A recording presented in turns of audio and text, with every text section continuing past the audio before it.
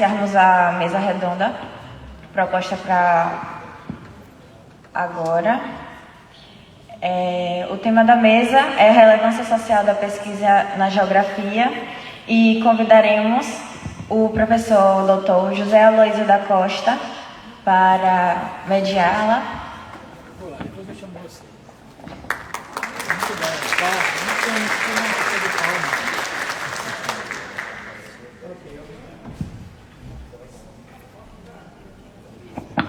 A mesa terá as falas da professora doutora Rita de Cássia Ariza da Cruz, do PPG de História da USP. A gente pede para que ela...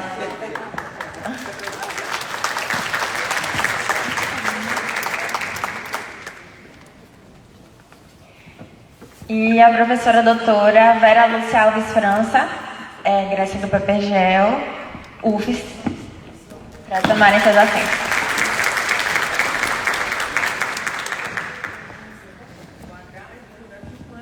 Geografia humana, gente. Peço desculpas.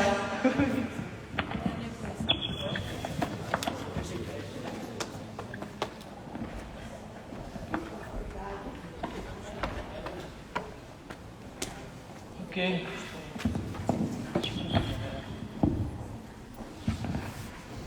Bom dia a todos, né?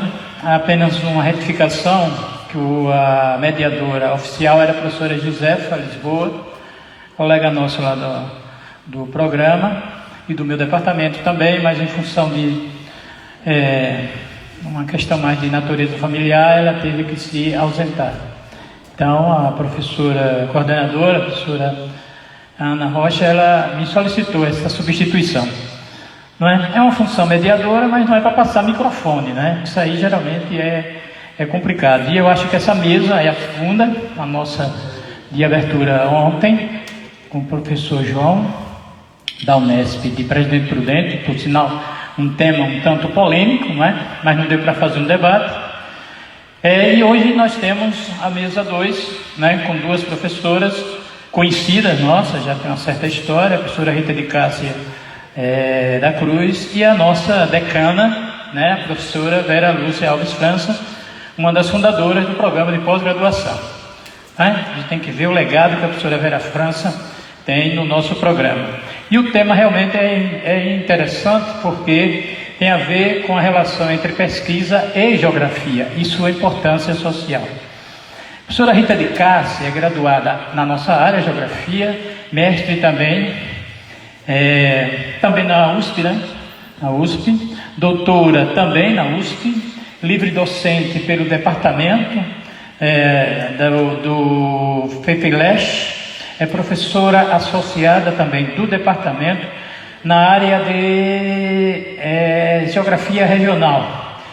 É membro da União Internacional de Turismo, que é a comissão líder da Rede Internacional de Pesquisa, Turismo e Dinâmicas Socioterritoriais Contemporâneas.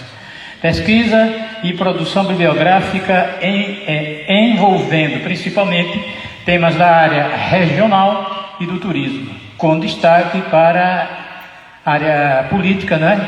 e regionalização do espaço brasileiro e turismo e produção do espaço. Né? Então, a gente tem uma presença de uma professora, tem uma grande experiência,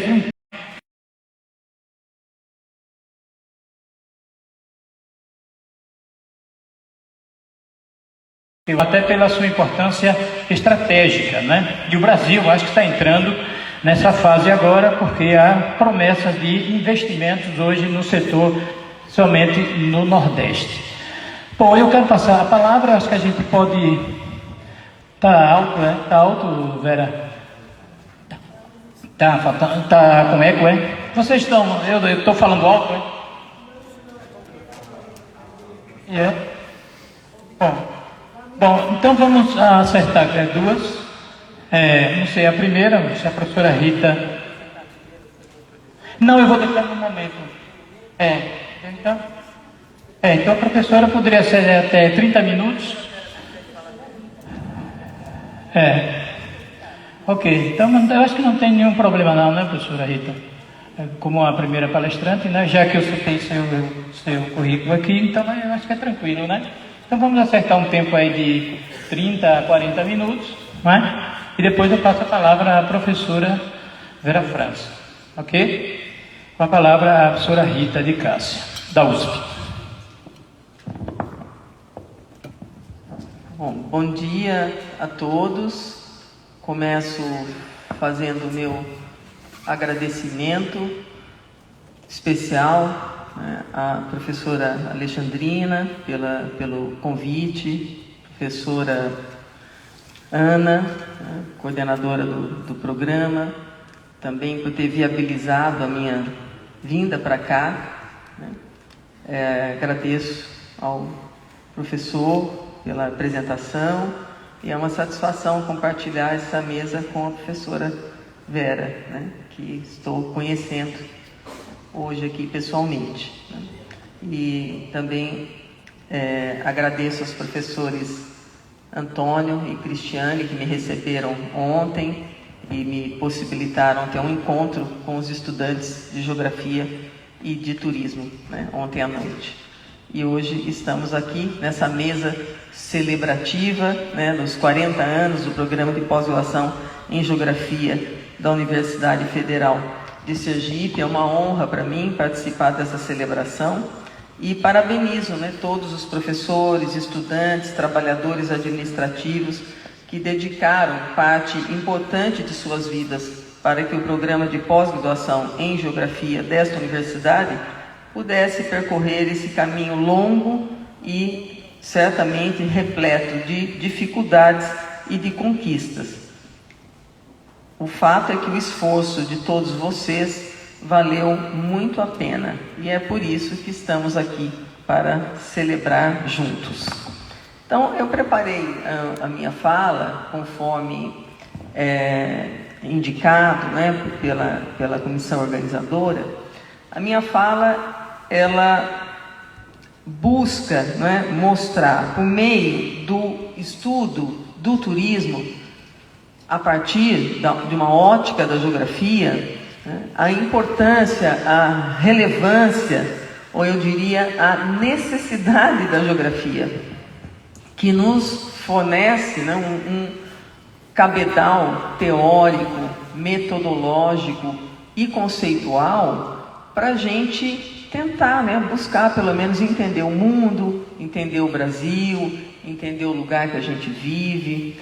E a geografia, né, enquanto ciência, tem nos dado, nos trazido, né, todo esse arsenal que vocês estão aprendendo, né, alguns de vocês já em fases mais avançadas, né, na pós-graduação, aprendendo a usar, né, esses instrumentos, esse cabedal a que me referi, seja teórico, metodológico e conceitual. Então, como vocês podem ver no primeiro slide, né, o título da minha fala, que é a Política de Reordenamento Territorial e o Turismo, uma leitura crítica.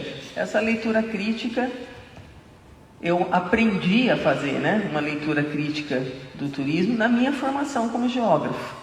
Então eu começo a minha fala um pouco num parágrafo falando da minha trajetória, né. Eu fui aluna da primeira turma da disciplina de Geografia do Turismo, né, no Departamento de Geografia da USP, em 1989, né, há 34 anos atrás. E nunca mais eu parei de estudar o turismo na geografia.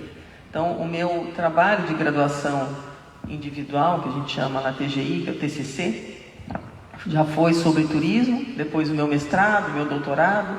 Então, eu venho estudando, né, o turismo na geografia já há bastante tempo. E a partir de uma perspectiva da geografia regional, né, do subcampo da geografia regional. Quem criou a disciplina lá no Departamento de Geografia da USP foi a professora Adir Palastrelli Rodrigues, que já é uma docente aposentada há algum tempo, já há bastante tempo, na verdade, né? Então, a geografia é o caminho, né, pelo qual eu tenho buscado compreender as formas e os conteúdos do turismo no Brasil e em outros lugares do mundo, para além dos descritivismos acríticos aos quais muitas vezes os estudos sobre turismo se restringiram. Então, uma coisa que eu aprendi muito cedo na geografia era que os estudos sobre turismo, dentro e fora da geografia, tendiam a olhar para os fenômenos, para os processos, identificar esses fenômenos e processos e apenas descrevê-los, sem explicá-los. A gente sabe que o turismo é uma atividade econômica, ao mesmo tempo em que é uma prática social, e que está muito relacionada ao visível, às paisagens, às paisagens vistas como atrativos aos olhares dos consumidores turistas, né? Entretanto, embora a descrição seja muitas vezes uma etapa de pesquisa, né?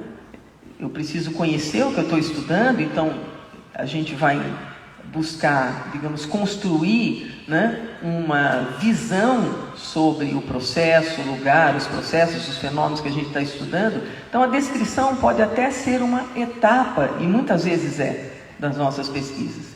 Quantas dissertações e teses não começam apresentando o problema, o lugar, o tema, só que a gente precisa dar o passo adiante, né? Esse passo adiante significa responder a uma pergunta básica: por que é assim? O que aconteceu aqui e por que aconteceu dessa forma?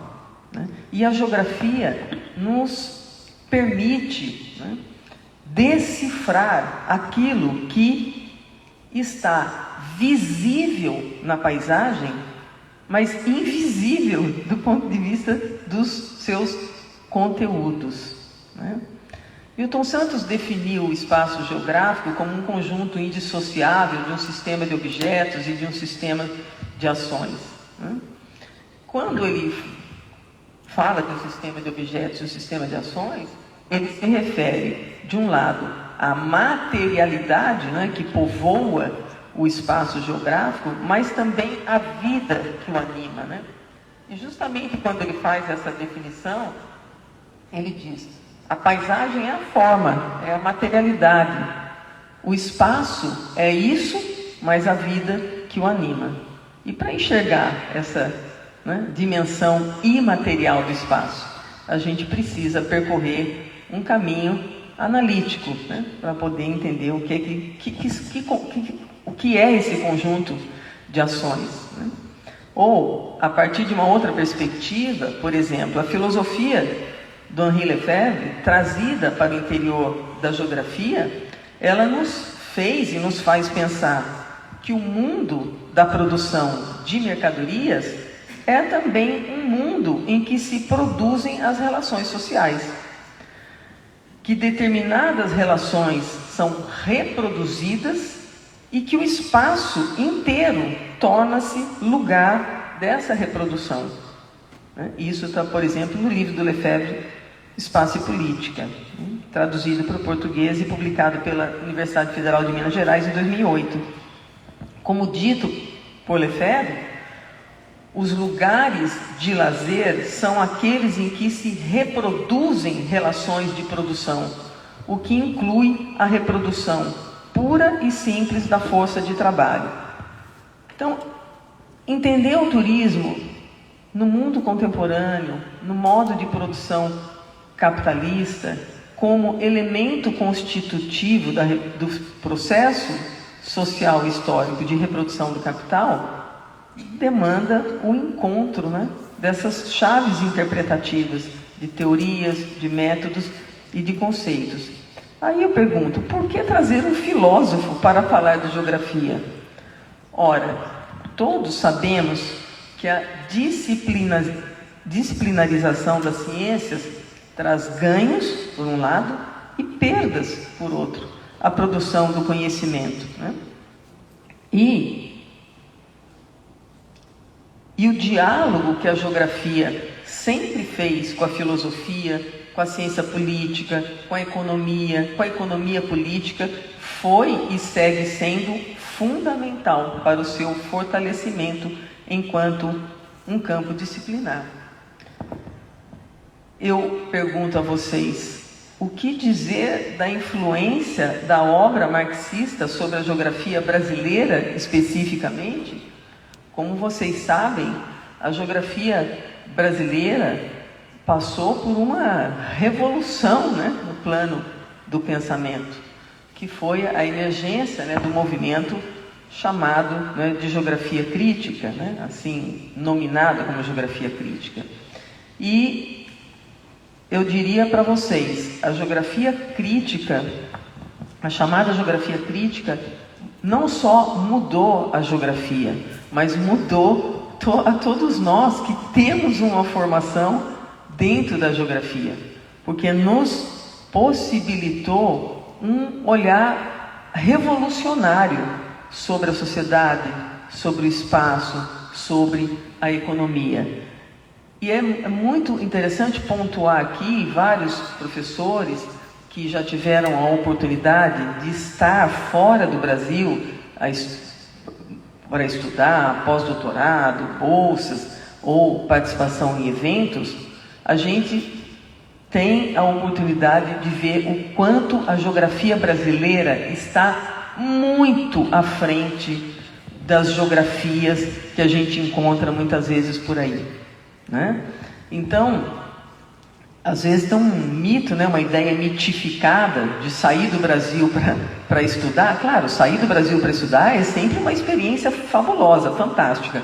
Mas quando vocês voltam para o Brasil, aluno de geografia fala, professora, a nossa forma de pensar e de fazer geografia está muito além, não é, de uma geografia muitas vezes ainda descritiva que se faz por aí em países de primeiro mundo, né, do chamado primeiro mundo, né? Então a geografia brasileira, ela foi e continua sendo revolucionária na forma de pensar o mundo, a sociedade, o espaço, e por isso a geografia brasileira tem nos brindado, nos trazido, né, a oportunidade de compreender muito bem a realidade brasileira e a totalidade mundo em movimento. E eu estava falando da filosofia. A geografia sempre construiu um diálogo com a filosofia. Eu citei o Henri Lefebvre, mas a gente poderia estar falando de Jean-Paul Sartre, por exemplo, né? Que foi um nome que influenciou muito o pensamento de Milton Santos, né? Alguém que influenciou muito o pensamento, né, de um geógrafo, né, de reconhecimento nacional e internacional, como foi o professor Milton Santos. Então eu diria, a geografia, ela se fez e se faz necessária para a compreensão do mundo. Inclusive eu trouxe aqui para deixar, né, fazer uma doação para o programa de pós-graduação em Geografia da Universidade Federal de Sergipe, um livro que eu organizei junto com a professora Ana Fania Alessandro Carlos, que ele é justamente intitulado A Necessidade da Geografia, né, para o entendimento do mundo. Então eu disse, a geografia se fez e se faz necessária, nos fornecendo chaves interpretativas, teórico-metodológicas e conceituais na busca pelo entendimento de processos históricos e atuais, naturais e sociais, unindo dialeticamente essas diferentes dimensões do existir na superfície da Terra. Bom, então feito esse preâmbulo introdutório, agora eu vou adentrar mais especificamente, né, o tema para o qual eu fui convidada a falar, que é o tema do reordenamento territorial, e vou falar sobre o reordenamento territorial e o turismo no Nordeste, levantando algumas questões para refletirmos juntos. Primeira delas, por que o turismo? Por que o turismo assumiu, ganhou, adquiriu o protagonismo que ele adquiriu nas últimas décadas, quando a gente fala de Nordeste do Brasil, de região Nordeste do Brasil, né? Bom, é impossível a gente entender o turismo se a gente não entender, não compreender as dinâmicas econômicas contemporâneas. O processo de aprofundamento, por exemplo, do neoliberalismo, a fase de financiarização do modo de produção capitalista.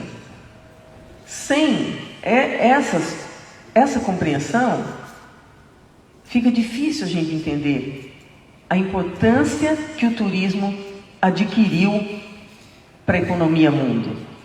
Vocês talvez não tenham ouvido sobre isso, alguns de vocês, outros já conhecem o fato de que o turismo é considerado, na atualidade, uma das 3 atividades econômicas mais importantes para a economia mundo, junto com a indústria do petróleo e a indústria bélica. Como o turismo chegou a esse ponto? Isso se relaciona diretamente com a chamada crise de valorização do valor nos setores produtivos, especialmente na indústria. Essa crise é fruto da reestruturação produtiva do modo de produção capitalista, que fez com que criou o ambiente necessário para que o setor de serviços, de um modo geral, adquirisse o protagonismo que adquiriu na segunda metade do século XX, né? Então, e o turismo é essencialmente prestação de serviços, né? Então o turismo ele vai ganhando esse protagonismo junto com o comércio. Então a prestação de serviços e de comércio, a ponto de hoje, 2023, se a gente for olhar a composição do PIB do Brasil, 70% do PIB vem do setor de serviços. Não é da indústria e não é da agropecuária. De toda a riqueza que circula no território nacional, 70% está sendo reproduzida no setor de serviços. Outro ponto importante: o deslocamento entre setor produtivo e setor financeiro. Este último, setor financeiro, tendo ganho um protagonismo tal como nunca antes tivera. A financiarização da economia representa uma certa autonomização do capital financeiro frente aos setores produtivos. Condição esta propiciada, entre outras coisas, pela informacionalização da economia. Nesse mundo regido pelo capital financeiro, o turismo também se ressignifica. Ele não só ganha maior importância, mas ele também se ressignifica na sua forma de acontecer, de se realizar nos lugares, como a gente vai ver ao longo aqui da minha exposição, né? E é nesse contexto de financiarização e de avanço do neoliberalismo que o setor de serviços ganhou todo esse protagonismo. Por outro lado, o crescimento da importância econômica do turismo coincide, entre aspas, com esse momento do capitalismo global, sendo fundamental lembrar que, embora o turismo se situe no setor de serviços, ele pode ter grande impacto, por exemplo, sobre a indústria da construção civil.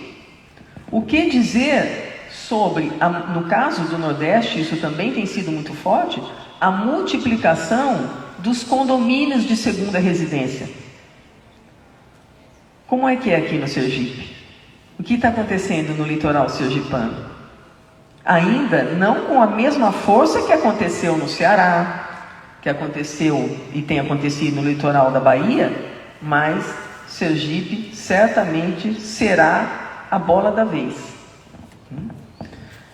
Um litoral relativamente pequeno do ponto de vista da sua extensão, mas que deve sofrer uma pressão enorme desse capital especulativo, financeiro, em busca de realização pela produção do espaço urbano litorâneo. Então, o turismo se relaciona com a indústria da construção civil de uma forma muito importante. Eu aproveito para dar um exemplo para vocês, que eu acho ele bastante emblemático e didático, né? No final dos anos 70, depois do primeiro choque do petróleo, do segundo choque do petróleo, finalzinho dos anos 70, 1979, uma empresa da construção civil chamada Sobloco decidiu fazer o maior empreendimento de segundas residências da América do Sul. Onde? Num município que não existia ainda, era o distrito de Santos, chamado Bertioga. Já ouviram falar? Litoral paulista? Bertioga hoje é um município que tem no máximo 50 mil habitantes. E a empresa Sobloco, 1979, abriu um loteamento gigantesco, que eles chamam de condomínio, né, para fazer o maior empreendimento de segundas residências da América do Sul. Para vocês terem uma ideia, hoje, estive na Riviera no domingo, em trabalho de campo com os estudantes. A Riviera, final de ano, Natal, Ano Novo, ela chega a receber 70 mil pessoas, que têm casas e apartamentos dentro do loteamento. Ou seja, é mais do que a população do município inteiro. Casamento perfeito entre turismo, setor imobiliário e capital financeiro, de origem financeira. Bom, então, a geografia, né, nos traz elementos teóricos, metodológicos e conceituais para a gente tentar decifrar isso tudo que está acontecendo, né, em relação à atividade. Deixa eu me aproximar aqui para ver se eu consigo mudar o slide. Espera um pouquinho, page down. Vocês podem me ajudar aqui, por favor? Eu toquei no page down, não aconteceu nada. Então, vamos lá. Bom, no caso brasileiro, né, como afirma a professora Ana Fania Alessandri Carlos, esse movimento de financiarização da economia e de avanço do neoliberalismo, ele vem se dando baseado, em 3 setores, basicamente, da economia. Quais são eles? Um deles, o setor imobiliário. O outro, o narcotráfico. E o terceiro, o turismo. E eu diria, por vezes, os 3 junto e misturado, né? Imobiliário, narcotráfico e turismo se tornaram pilares, né, da economia globalizada no que diz respeito à produção dos espaços urbanos. Para quem tiver interesse em conhecer melhor essa discussão feita pela professora Ana Fani, nós duas também organizamos um outro livro que está disponível gratuitamente online, que se chama Brasil, presente, ponto de exclamação. O título do nosso livro, na época, foi entre 2019, a gente começou a organizar, foi uma alusão a Marielle Franco, o título do livro, Brasil Presente. É um livro de 600 páginas, que tem a contribuição de vários autores da geografia, inclusive de estudantes nossos de doutorado, e ele está disponível na editora da faculdade, da FEFELESH, né, gratuitamente. Só colocar no Google, Brasil, presente, livro, FEFELESH, geografia, vocês vão achar. Tá bom? O capítulo da professora Ana Fani fala exatamente sobre esses 3 setores básicos que passaram a ser centrais no processo de reprodução dos espaços, sobretudo urbanos, no Brasil. né? Repetindo, o imobiliário, o turismo e o narcotráfico. É nesse contexto que avançaram pelo mundo, ou avançam, né? Não pararam de avançar pelo mundo. O próximo, por favor. Eu vou dar um exemplo, né? Muito ligado ao turismo, isso, né? Eu citei isso ontem e não mostrei o mapa, né? Então, é nesse contexto que avançaram e seguem avançando pelo mundo as grandes redes hoteleiras, que têm a sua própria seletividade espacial. No caso brasileiro, como vocês podem ver, eu peguei o exemplo da maior rede internacional de hotéis que atua no Brasil, que é a rede francesa Accor.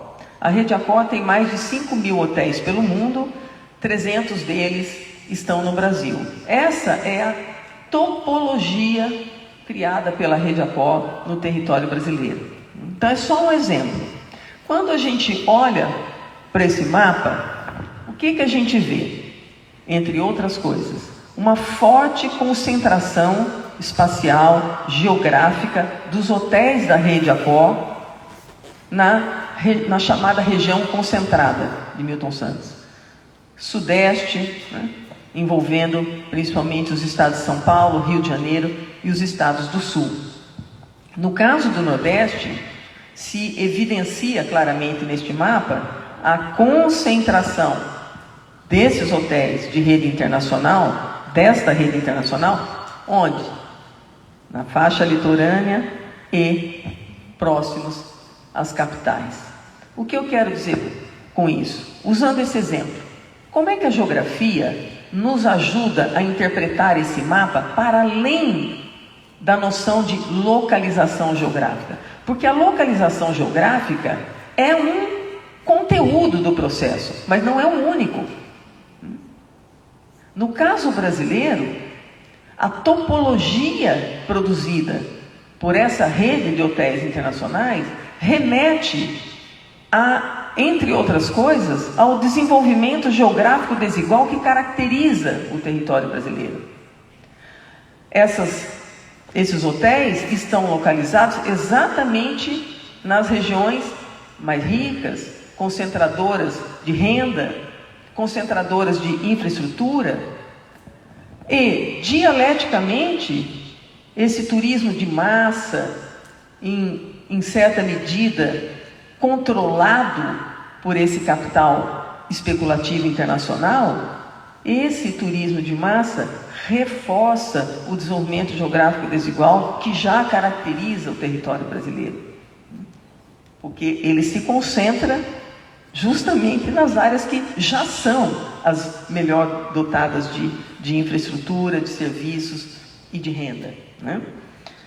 Então, como eu disse para vocês antes, a geografia nos dá, né, caminhos teóricos para a gente entender, né, aquilo que a paisagem está mostrando não tão claramente para a gente, né? O Lefebvre fala disso, né? Que há uma certa, como se fosse uma certa nuvem, assim, o que se lê na paisagem, texto e contexto, não estão tão claros. Então a gente precisa buscar, né, compreender o que está por trás das aparências das coisas. Bom, aí a segunda questão. Primeiro eu falei, por que o turismo? Porque o turismo se tornou uma atividade econômica da maior relevância no modo de produção capitalista. Segunda pergunta, por que o Nordeste? Por que o Nordeste ganha, né, esse protagonismo nas últimas décadas em relação às políticas territoriais voltadas para o turismo? Eu diria para vocês, isso é resultado de uma convergência de fatores. Não é um fator só, é uma convergência de fatores históricos, sociais, políticos, econômicos, culturais, que explica a escolha do Nordeste como uma região para a valorização do capital por meio do turismo. A histórica valorização cultural do binômio sol e praia é um elemento, é só um elemento constitutivo desse processo. Outro elemento constitutivo desse processo são as próprias características do litoral no Nordeste. Qual é o litoral mais extenso do Brasil? 3.300 quilômetros de litoral. Nenhuma outra região brasileira tem isso. Outra característica, a questão climática, que favorece o turismo de sol e praia. Mas será que o turismo no Nordeste se explica pela natureza? Claro que não. A natureza, ou as características naturais, são elementos constitutivos desse movimento. Mas o que explica são as escolhas políticas que são feitas.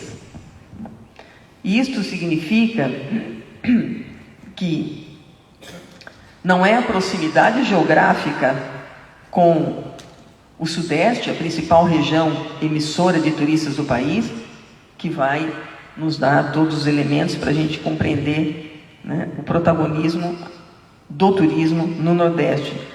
Tampouco essa proximidade geográfica com países da Europa Ocidental.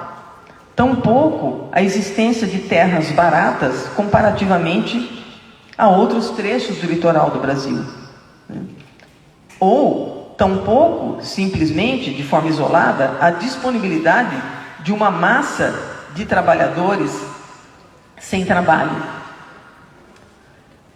É tudo isso junto que nos ajuda a compreender porque o Nordeste foi escolhido exatamente no início dos anos 90. Olhem, não é uma coincidência, né?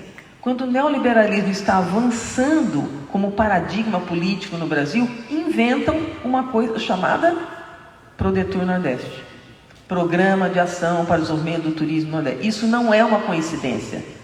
Isso é produto de uma história que não se explica simplesmente pelo Nordeste e pelo Brasil, mas sim pelo que está acontecendo no mundo, né? Então, até tem um trecho aqui que eu digo: soma-se a tudo isso a existência de políticas públicas federais como o Prodetur Nordeste, a maior e mais importante política de turismo da história desse país. Ou, como diria o Lula, nunca antes na história desse país tivemos uma política de turismo com essa magnitude, né, que foi o Prodetur Nordeste. Por outro lado, é fundamental reconhecer que não é o Nordeste que interessa a esse capital especulativo em busca de rentabilização pelo turismo, e sim fragmentos do território regional. Quando a gente olha para esse mapa, é a região inteira que está povoada por hotéis de rede internacional? Não. Então não é a região em si, mas fragmentos do território regional que interessam a esse capital especulativo em busca de rentabilização. Ao fim e ao cabo, as empresas que comandam esse processo produzem a sua própria topologia, valorizando lugares em detrimento de outros. Como coloca Milton Santos, trata-se da produção de um espaço corporativo em que especializações alienígenas e alienadas fragmentam o território em detrimento dos interesses da sociedade envolvente. Mais uma pergunta: por que o litoral? Em certa medida, a gente já falou disso, né? Mas é preciso lembrar que, desde o século XVIII, os europeus inventaram os espaços litorâneos, primeiro para fins terapêuticos e depois para fins de lazer. E essa valorização sociocultural dos litorais só cresceu de lá para cá. Muitos brasileiros que moram pelos interiores do Brasil sonham em conhecer a praia A, a praia B, a praia C, tomar um banho de mar, passar uma semana na praia, né? Isso está no imaginário ocidental.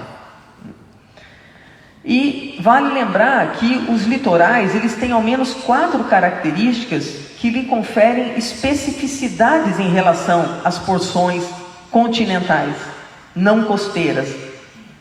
A sua exiguidade. O Brasil tem 8.560.000 quilômetros quadrados e 7.600 quilômetros de costa. O litoral é uma faixa exígua de território. Em muitos países sequer tem litoral. Aqueles que estão localizados no interior dos continentes, né? Então essa característica, a exiguidade, a plasticidade, os litorais são ambientes que mudam, se transformam muito rapidamente, a complexidade, essas características conferem ao litoral vantagens competitivas na relação com espaços interiores. Daí o grande interesse de empresas da construção civil e de empresas ligadas ao setor hoteleiro pelos espaços litorâneos. E aí, já encaminhando mais para quase o final, talvez eu me atrase um pouquinho, o que a geografia tem a nos dizer sobre tudo isso? A geografia tem nos dado um arsenal teórico, metodológico e conceitual necessário para o entendimento do mundo, dos territórios nacionais, das regiões e de suas idiosincrasias. Desde a localização, passando pelas diferentes escalas de análise, local, regional, nacional, mundo, pela representação cartográfica, pela política, pela geopolítica, pelos sentidos das fronteiras, do espaço, do território, pelos significados de paisagem, da natureza, só um pouquinho, aqui, isso, do ambiente, tudo isso sem jamais perder de vista a sociedade. Sim, a geografia não é uma ciência da localização das coisas no espaço, ainda que a localização geográfica das coisas, das pessoas e dos processos siga sendo constitutiva de nossas reflexões. A geografia é muito mais que isso, é uma ciência social, humana, porque o espaço, seu principal objeto de estudo, é social, é humano. E aí, por favor, o próximo. Então, não tem as imagens aí, por favor? Não acredito. Vitinho, eu trouxe umas imagens. Tá. Que pena, não vai dar tempo e não tem as imagens. Então, eu trouxe, mas vocês certamente já viram as imagens às quais eu vou me referir, né? Talvez esteja no meu pendrive, se você quiser, só rapidamente aqui, se quiser ver se tem algum outro. Posso ter me equivocado na hora de salvar o arquivo, só um minuto.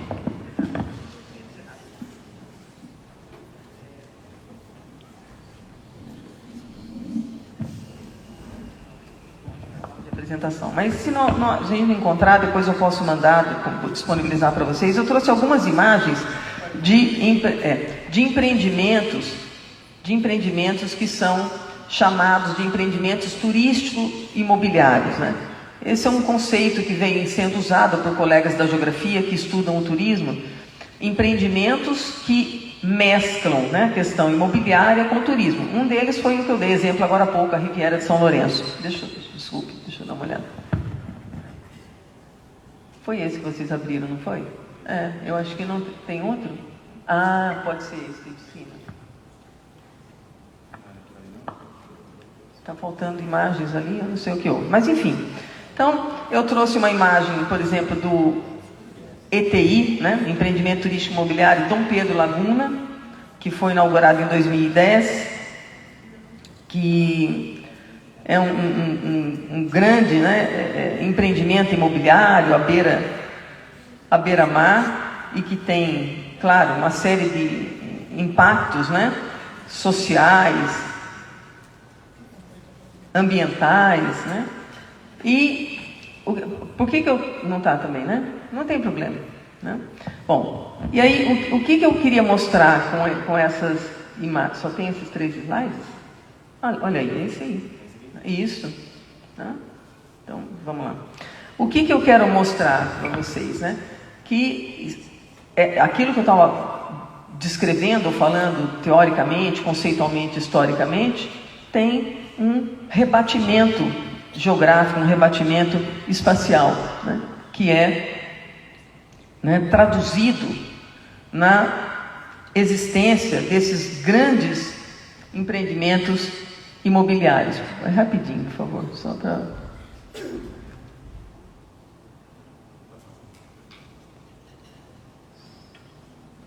Você consegue passar? Isso. Pronto, tá?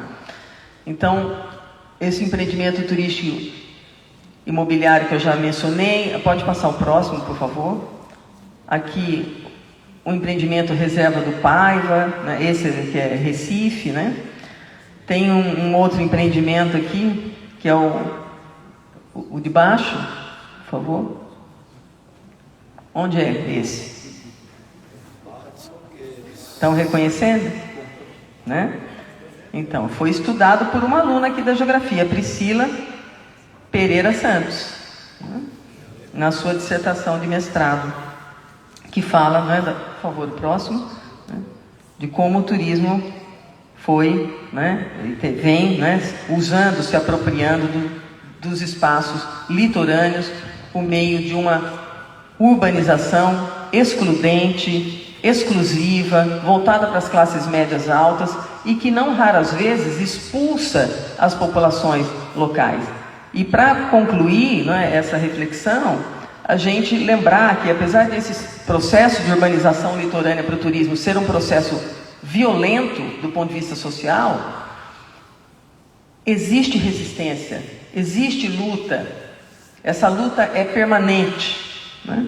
E o turismo de base comunitária é uma tentativa, digamos assim, de resistir, né, à pressão do capital especulativo imobiliário. E aí, fechando, por favor, o próximo, né? Isso.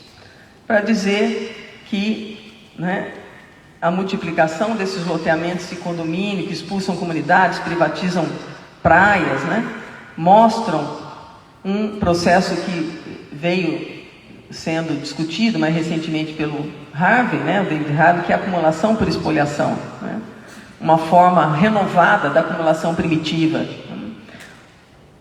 E como todo processo social é conflituoso e contraditório na sua essência, existe a resistência, existem as formas de resistência, né? E por fim, tem crescido muito também no Brasil a pressão social pela regulamentação da plataforma de desintermediação chamada Airbnb. Eu não sei como é que o Airbnb aqui em Aracaju tem crescido, ainda é limitado, né? Em alguns lugares do Brasil e do mundo, isso chegou a um ponto, né, de exaustão e de produzir, exatamente, inflacionamento da vida cotidiana, né? E aí eu me pergunto, né, haveria no Brasil uma relação entre fenômenos imobiliários turísticos, Airbnb e o chamado overtourism? E eu trouxe propositalmente essa foto, né, do Pelourinho lotado de pessoas, né? Isso é um overtourism? Se é um overtourism, o que a gente faz com isso, né? Não teríamos nós também o nosso overtourism à brasileira, né? Se temos, o que é que está por trás disso e o que é que a gente pode fazer com isso? A geografia nos dá, né, os elementos, como eu disse, teóricos, metodológicos e conceituais, para a gente decifrar os fenômenos que são visíveis, porque por trás dessa visibilidade existe muita coisa escondida, né? E sem teoria, sem método, a gente não consegue entender. Peço desculpas por ter me alongado e agradeço muito a todos pela audiência. Obrigado. Obrigado, professora Rita. Mostrou realmente que conhece esse tema, que hoje é um tema extremamente emergente para a geografia. Inclusive até esse estágio que eu fiz agora lá em Portugal, justamente o tema turismo hoje é emergente. Você tem uma diversidade de estudos e pesquisas sobre turismo. Não sei se a professora Vera quer falar, porque ela tem uma proposta que a gente pode abrir o debate com a professora Rita e depois aí para a sua fala. Bom, a gente pode muito bem fazer isso, pode ser? E aí já mais ou menos uma meta de 1 hora, não é? Para fazer o debate, e aí eu passo para você, porque não é muito comum, né, a gente fragmentar. Não é você que quer falar, Vera? É porque eu vou falar um tema diferente da professora, então eu acho que seria interessante se a gente já fizesse uma discussão e depois abriria o meu espaço. Bom, não sei se o pessoal concorda aí com essa metodologia, né, da gente abrir o debate em relação ao tema da professora Rita e depois... É porque, na verdade, a mesa é uma só, Vera. Mesmo que sejam temas diferentes, mas eu acho que o debate, ele ele deve condensar isso, acho que não é problema nenhum, mas já que a professora está pedindo, eu vou obedecer, certo? Já que a proposta dela é falar depois, não é comum isso, né?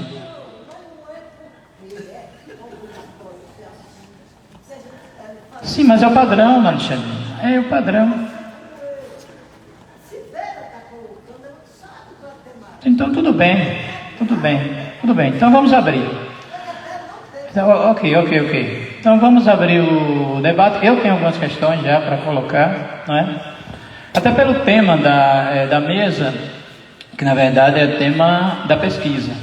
Como a professora Rita tocou na questão do turismo, é um assunto hoje para mim extremamente explosivo, até porque envolve não só o que a professora Rita citou, mas outros efeitos, principalmente do ponto de vista imobiliário e do ponto de vista de que em alguns lugares do mundo hoje o turismo talvez seja a válvula de escape, certo, para a sobrevivência de alguns países. Então, por exemplo, a União Europeia hoje é um continente que é vassalo dos Estados Unidos e há um processo de desindustrialização da Europa. Então, o turismo hoje é uma espécie de substituto da indústria europeia.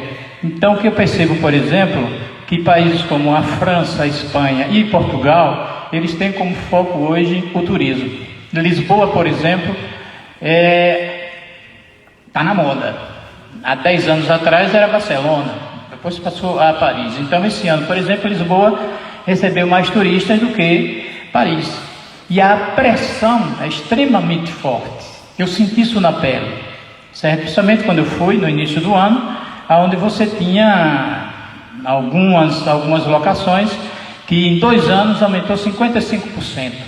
Isso é uma pressão muito grande, principalmente para os trabalhadores de baixa qualificação, porque a média salarial lá está na faixa de 1.000 a 1.200 euros. Eu tentei locar um T0, que é o que a gente chama aqui de kitnet, 1.000 euros. Não tive a menor condição. E eu até participei de algumas manifestações em função de uma crise que afeta os trabalhadores de baixa renda em Lisboa. Você ganhando 1.000 euros, você não consegue. Você vai morar em um quarto. Você não vai morar de uma forma mais decente. Então o que eu percebo é isso. Não há uma política habitacional e essas locações a partir de plataformas está encarecendo de forma demasiadamente grande, certo? Então significa que você está selecionando, está criando alguns segmentos que são privilegiados, não necessariamente pelos hotéis, mas por essas plataformas que discriminam, certo? Então eu acho que isso é um ponto. O outro também é o ponto, porque o tema é sobre pesquisa. E aí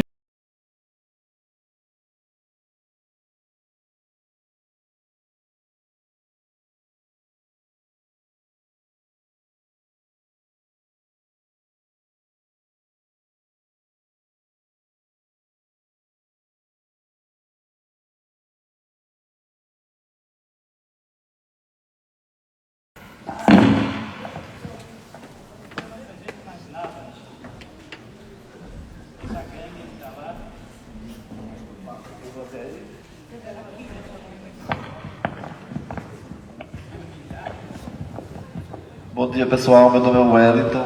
Parabéns pela apresentação, professora. Parabéns pelos nossos 40 anos. Nós merecemos muito esse momento desse evento. Fiquei muito feliz com a fala da professora, sobretudo quando eu vi o mapa da Priscila, viu, professora? O mapa de Priscila Santos. Porque esses fenômenos inerentes à segunda residência, ao imobiliário turístico, a essa ocupação maciça do litoral, também chegou aqui em Sergipe. E aqui a gente tem um exemplo emblemático da Barra dos Coqueiros. Aquele mapa, né, ele mostra muito bem isso. Mostra como a Barra dos Coqueiros ela explodiu em termos demográficos, em termos de ocupação territorial, em termos de especulação imobiliária. É a bola da vez, como disse a professora. E Sergipe está inserido nesse contexto do litoral nordestino, dessa geografia do litoral que tanto me apaixona e que muitos geógrafos do Nordeste têm exercido um papel chave nesse processo de entendimento desse fenômeno relativamente novo. Então eu coloco essa reflexão para a professora e gostaria de ampliar as ideias no sentido dessa geografia do resort, dessa geografia desses empreendimentos. Quais são esses impactos que ocorrem nesse litoral? Quais são os conflitos que ocorrem? Que é uma coisa que eu venho estudando há mais de 10 anos, né? E me encanta. Inclusive agora estive no Ceará também, verificando com o professor Estógio, que é um grande estudioso, o pessoal do Rio Grande do Norte também, o grupo de Pernambuco, e o grupo também aqui de Sergipe, com esse trabalho de ocupação desse espaço. Então, eu gostaria que a senhora ampliasse um pouco e refletisse também a respeito desses conflitos, dessa ocupação maciça, não é? E dos impactos ambientais, que também muito me interessa. Parabéns aos organizadores do evento, parabéns à mesa e parabéns a todos nós, porque nós merecemos essa trajetória dos 40 anos. Muito obrigado. Ok, quem mais? Professora, aqui as minhas colocações aqui apenas são pessoais.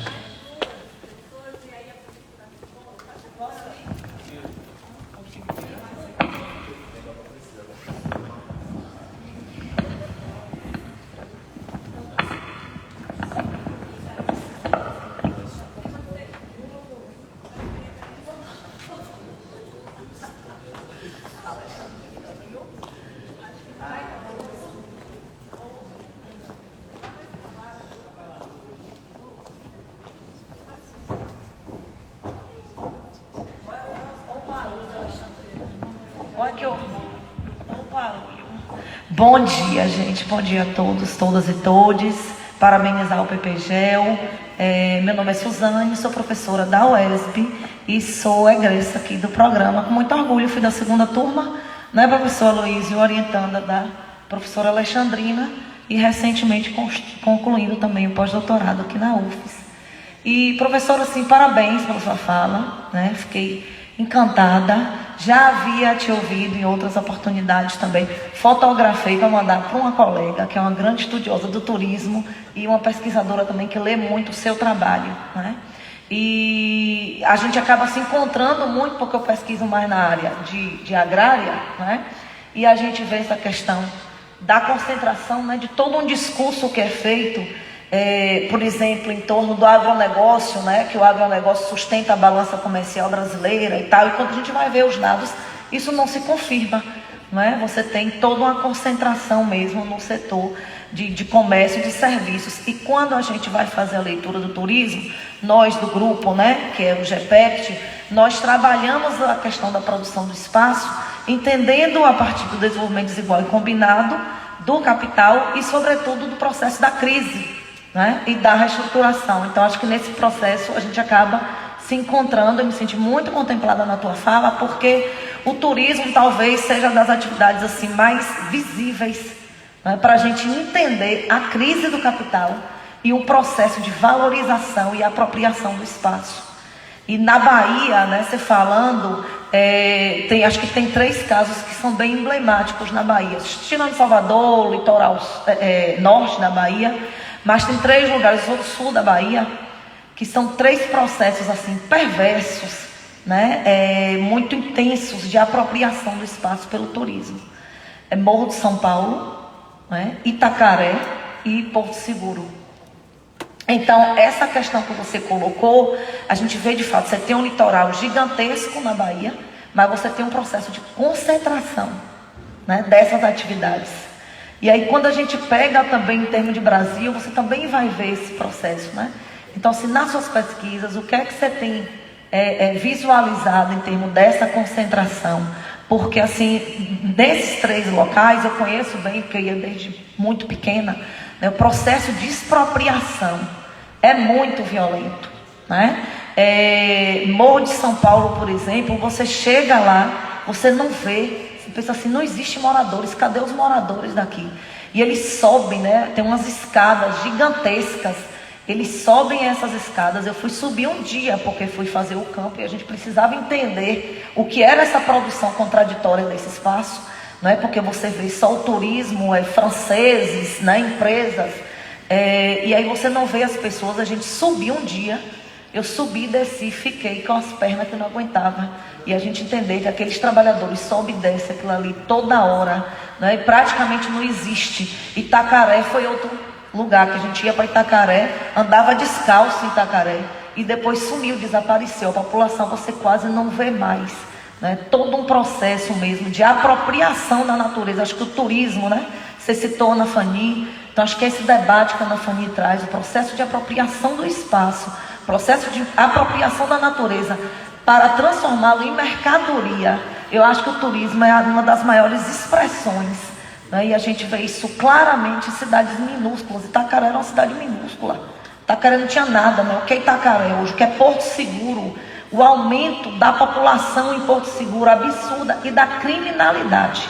Eu trabalho com violência, né? Porto Seguro é um dos lugares mais violentos do estado da Bahia. Está no ranking, inclusive, de destaque do ranking nacional. Então, são comentários, né, para que você possa trazer mais elementos, mas me encontrei muito na sua pesquisa.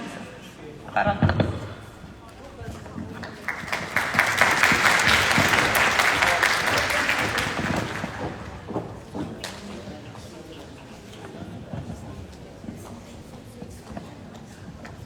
Bom dia Vera, bom dia Luiz, bom dia Rita, parabéns pela sua fala, gostei das suas questões, Aloysio, mas o que eu quero discutir aqui, eu não sei se você teve a oportunidade, Rita, alguma vez de discutir o turismo.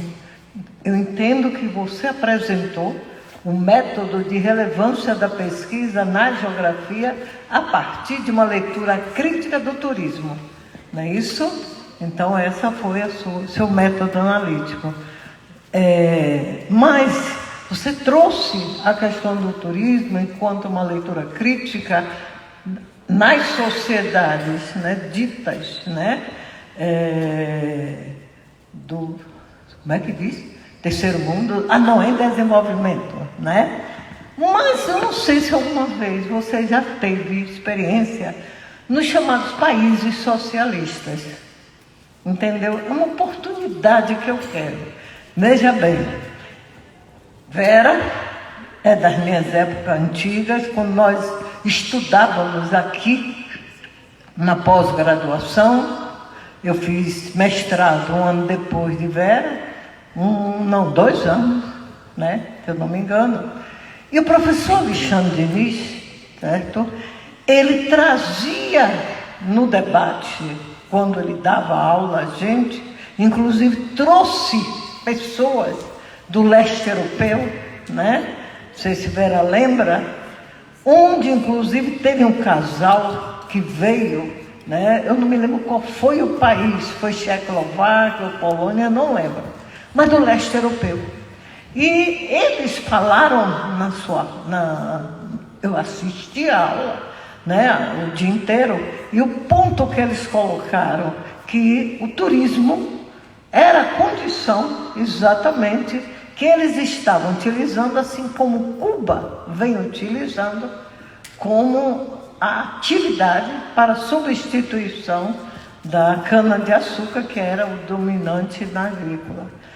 O que eu quero colocar rapidamente? O turismo, então, fica nítido que foi uma das estratégias para o capitalismo não sair do país do leste europeu e para fincar-se rapidamente com o fim de qualquer proposta socialista. E é isso que eu estou vendo em Cuba, entendeu? Isso me preocupou. Eu estive lá, passei 2 vezes, conversei com o pessoal e vi claramente que essa é uma forma de reordenamento, né, do capital, né, que foi já antigo no leste europeu e agora é também em Cuba, entendeu?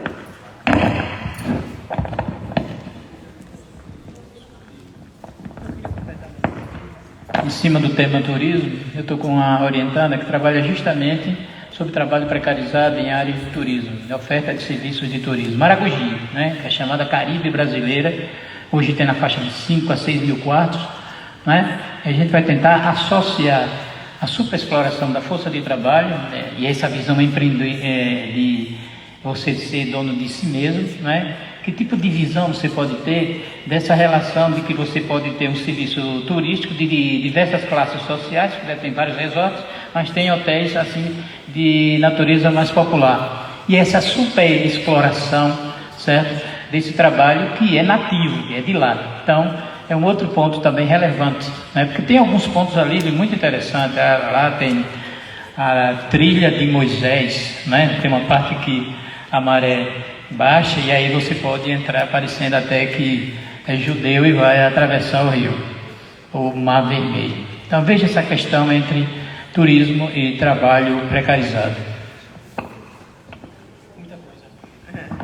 Obrigada a todos vocês pelas questões, pelas observações. Vou procurar ser breve e objetiva nos meus comentários.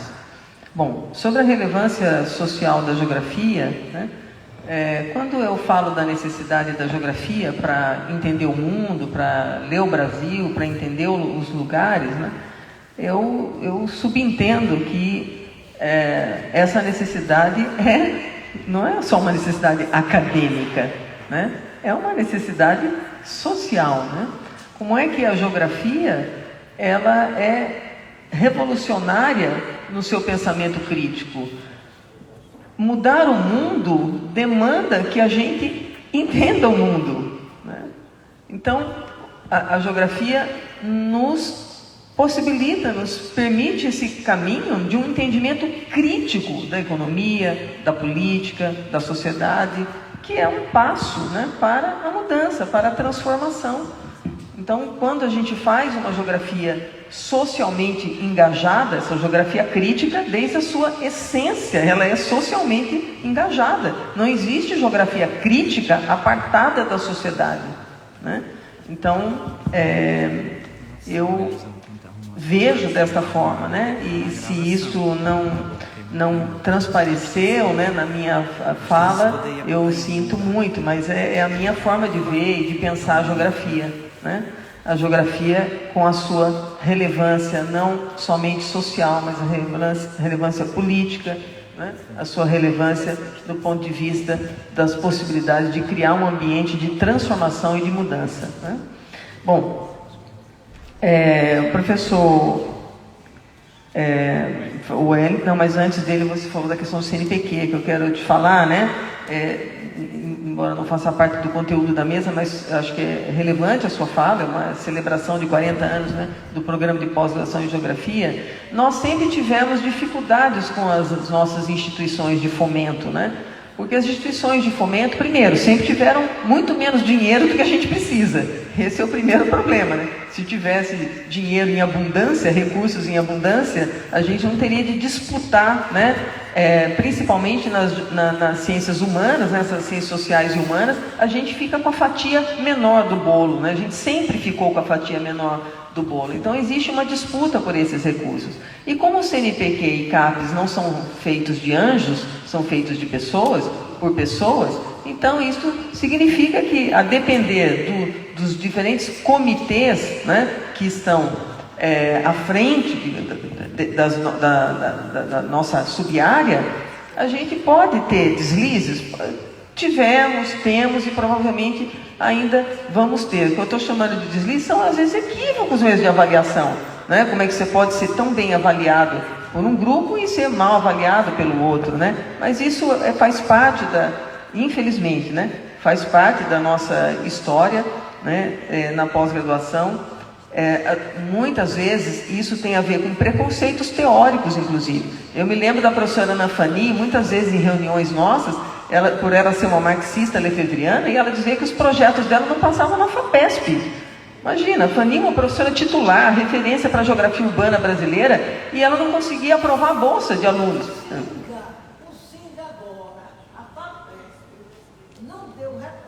Exatamente porque tinha uma leitura, não estava escrito decolonial, não estava escrito saberes, estava escrito luta de classe. A FAPESP não deu. Tá vendo? Pois é isso, né? Então existe isso em todas as instâncias, né? Exatamente, colegas nossos.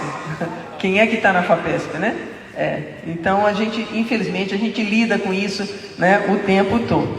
Bom, vamos lá. Sobre as questões do professor Wellington Vilar, né, sobre a geografia dos resorts e seus impactos, né, a questão dos conflitos, né, Wellington, nós assistimos nessas últimas 4 décadas, principalmente, né, 3, vamos pegar dos anos 90 para cá, a multiplicação desse tipo de empreendimento, né? E aí uma coisa que eu sempre converso com os estudantes, né? A gente precisa separar o turismo enquanto prática social do turismo enquanto atividade econômica. Para quem viaja, para quem quer conhecer os lugares, né? Às vezes ficar num resort pode ser o sonho de consumo, né? Mas, né, essas estruturas que são bolhas, né, que são enclaves territoriais, primeiro que elas limitam as experiências das pessoas, mas muita gente vai para um resort, volta para o resort em um outro momento, ou vai para outros resorts, porque a alienação é uma condição que o próprio modo de produção capitalista nos impingiu historicamente, né? E quando eu estou chamando de alienação, existe um público que viaja pelo mundo que só se hospeda nesse tipo de lugar, que às vezes é incapaz de dar uma volta no bairro para saber onde ele está. Quer dizer, tanto faz estar num resort na Bahia como estar num resort na Tailândia, percebe? Né? Porque são um grupo de pessoas que não está interessado em conhecer os lugares, né? Conhece o resort, mas não conhece o lugar, tá? Então, tem muito a ver com isso, né? E a geografia dos resorts no mundo, o resort é uma invenção francesa, né? Começa no Mediterrâneo e depois se espalha pelo mundo. Por quê? Os resorts fazem aquilo que Milton Santos chamou de um uso corporativo do território. As grandes empresas que controlam essas estruturas, elas estão em busca, não é, de vantagens comparativas e competitivas. Qual o melhor lugar para eu colocar o meu resort? Se né, no litoral sergipano, então pronto, vai ser aqui. Agora, tanto faz estar aqui, quanto está, né, na Indonésia, quanto está no Mediterrâneo ou em outro lugar.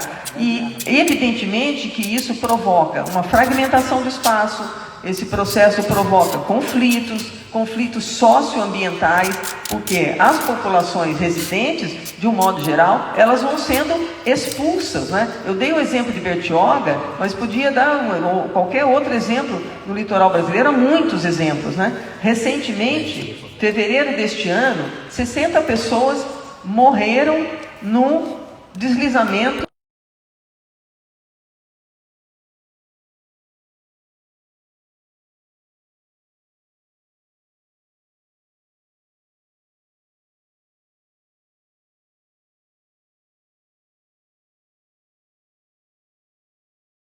estreita planície litorânea do litoral norte de São Paulo. E muitas pessoas passaram por isso. Quem serão os próximos a morrer nesse verão? Nós não sabemos ainda. Mas já houve Angra dos Reis, já houve Petrópolis, já houve aqui na Bahia vários casos, né? Chuvas torrenciais, escorregamentos e mortes, em que o turismo participa de uma forma ativa, porque é o turismo que está promovendo, né, essa expulsão dessas comunidades, dessas populações para áreas que não são próprias para a habitação, né? Então, evidentemente, muitos impactos ambientais e diversos conflitos que, na maioria das vezes, são perdidos por parte da população local, né?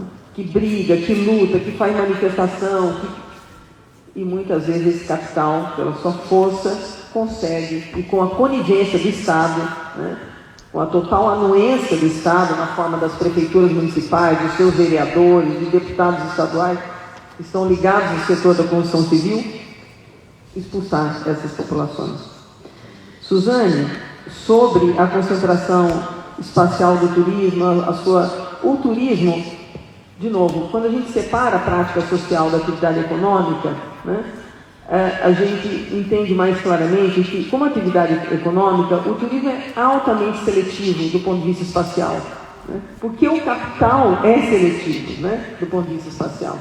ele não está em todos os lugares ao mesmo tempo. O François Chesney, né, no seu livro A Mundialização do Capital, ele fala que o capital é seletivo do ponto de vista espacial. No turismo, isso é elevado à enésima potência, né?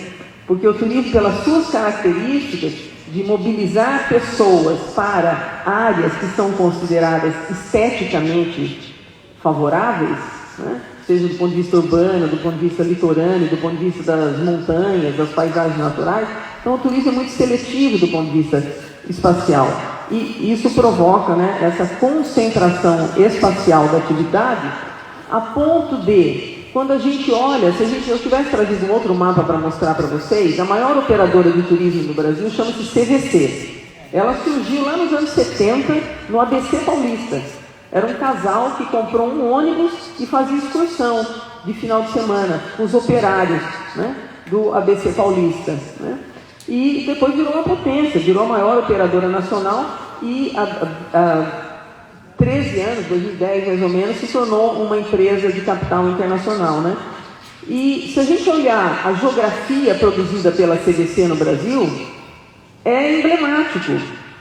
Entra no site da CVC, pega o portfólio da CVC, para onde a CVC leva os brasileiros ou os estrangeiros que quiserem viajar pelo país.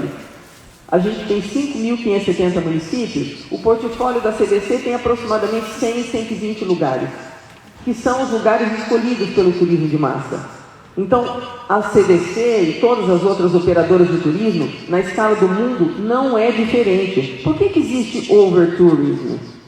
Por que Veneza, Barcelona, Dubrovnik sofreram com o overtourism antes da pandemia e agora está começando tudo de novo?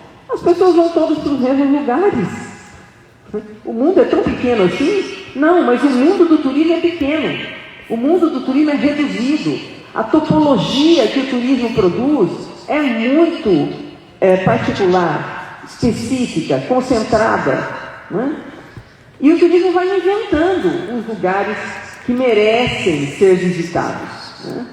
Isso a atividade de turismo faz, né? Tem feito ao longo da história. Então, essa concentração espacial do turismo, teoricamente, ela não deveria existir, porque todo lugar poderia ser objeto de visitação.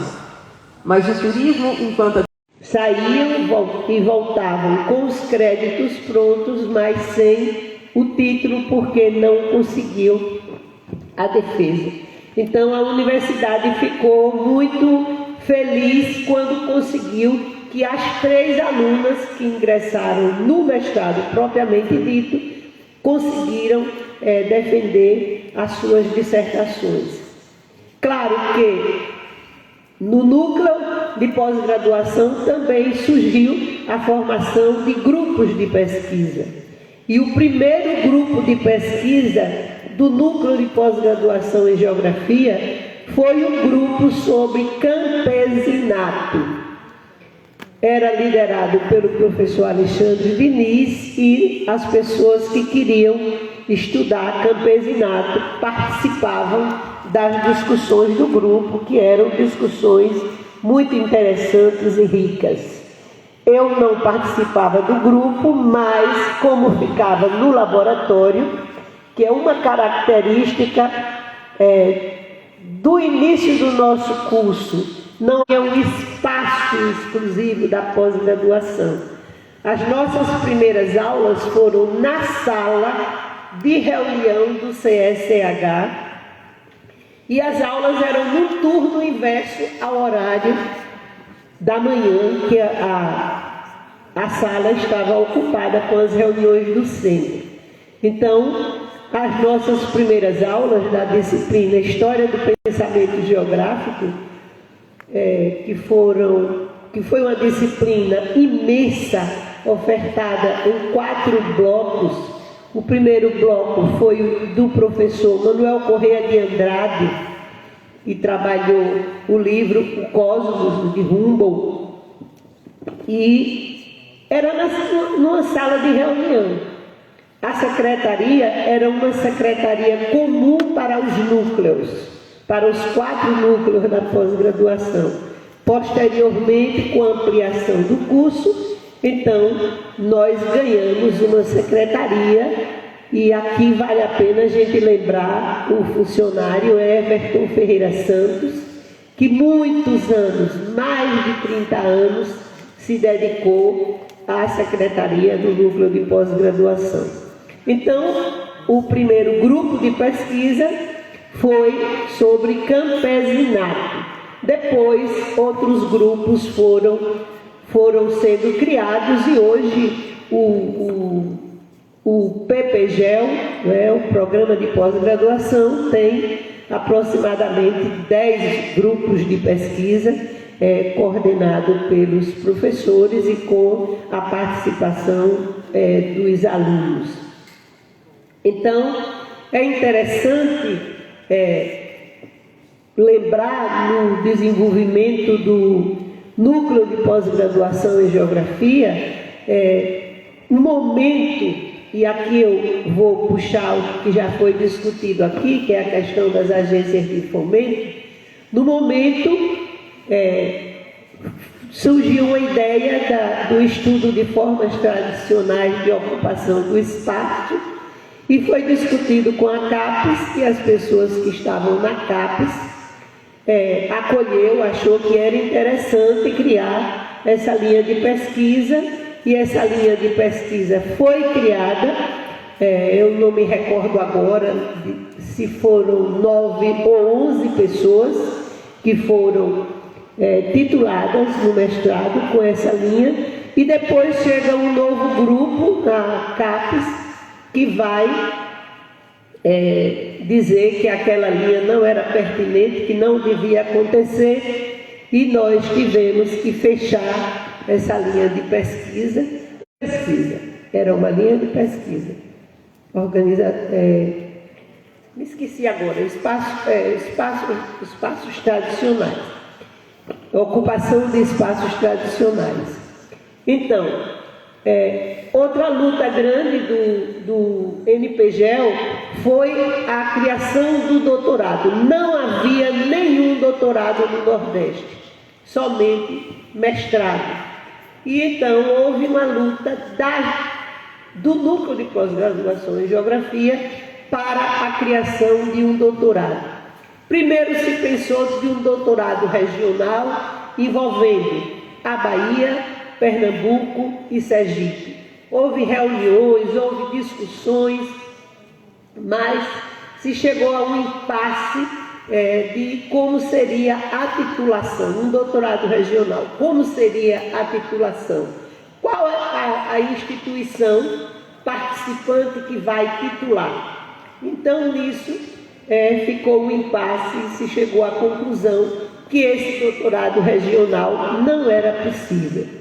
Sempre inquieto, o professor Alexandre Diniz nos instigava muito, e então ele pensou num doutorado interinstitucional, que seria uma estratégia de trazer um doutorado para o Nordeste e titular professores nordestinos para reforçar os departamentos do Nordeste e cursos de pós-graduação.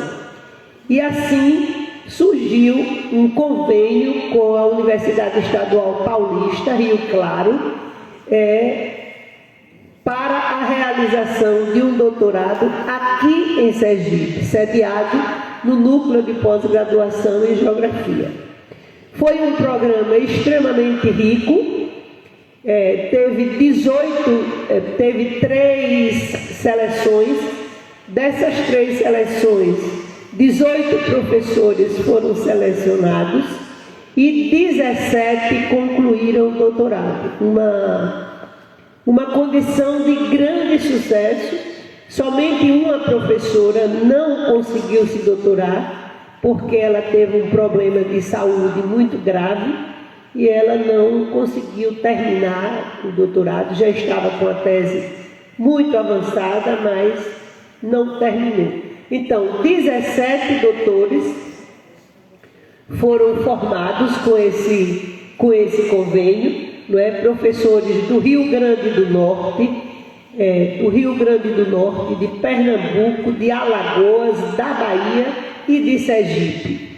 Então e uma aluna do Rio Grande do Sul, que ela veio fazer mestrado, e quando terminou o mestrado, ficou aqui, se candidatou e passou, que foi a Ideni Terezinha Antonello, hoje no Paraná. Então, depois desse convênio, né, que ele era um convênio temporário, então ele cumpriu os seus objetivos e foi encerrado, e novamente o NPGEL volta a se debruçar no esforço para formar o doutorado do NPGEL, o que foi feito posteriormente com sucesso, né? E hoje nós temos o PPGEL já com um grande número de doutores formados, e que para mim é uma grande alegria ter a oportunidade de participar do NPGEL na condição de aluna da primeira turma, vivendo as dificuldades de um curso que se iniciava, posteriormente na condição de professora e também de coordenadora do núcleo, com várias orientações de mestrado e doutorado. Para mim é uma alegria, porque eu estou aqui nesse auditório vendo justamente que à frente do PPGEL estão os meus alunos de graduação, de mestrado, de doutorado, né? A minha primeira orientanda de mestrado está aqui na minha frente, que eu amo muito, que nós temos uma relação muito bonita, que é a Ana Rocha, né? E outros orientandos também aqui, Antônio Carlos, Cristiane, e lá se vai, uma porção de gente que eu tive o prazer de participar, de orientar, e vejo hoje à frente de um núcleo que com muita dificuldade, sempre enfrentando muita dificuldade, e a Luísio também, que foi meu orientando, e fui tutora dele quando ele chegou como professor. Eu fui tutora dele no departamento.